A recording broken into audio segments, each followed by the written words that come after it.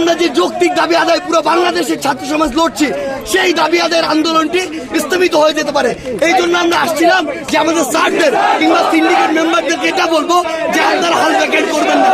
আমাদেরকে প্রথমে রাজু ভাস্কর্য সেখানে পুলিশ দিয়ে বাধা দেওয়া হয়। যখন আমরা বাধা বেরিয়ে আসছিলাম তখন আমাদের উদ্দেশ্যে গ্রেনেড ছোড়া হয়। এই সাহস পুলিশ কোথায় পেল? পুলিশকে এই ক্যাম্পাসে ঢুকার অনুমতি কে দিল? ঢুকার পরেও তারা শিক্ষার্থীদের উদ্দেশ্য করে গ্রেনেড মারার সাহস এবং অনুমতি কার থেকে পেল?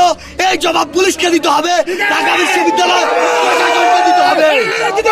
আগামী 1 ঘন্টার মধ্যে এই ক্যাম্পাস থেকে সকল পুলিশ সহ আইন শৃঙ্খলা বাহিনীকে অপসারণ করতে হবে। আমাদের ক্যাম্পাসে আমরা কোনো পুলিশের কোনো সন্ত্রাসীদের উপস্থিতি চাই না। যদি 1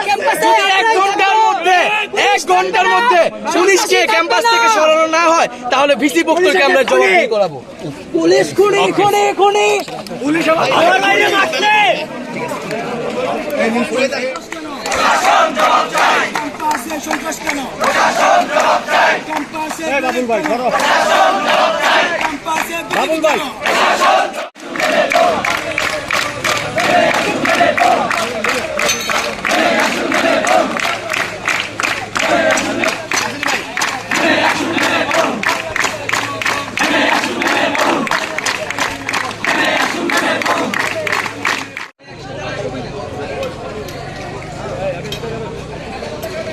কথা বলুন তো।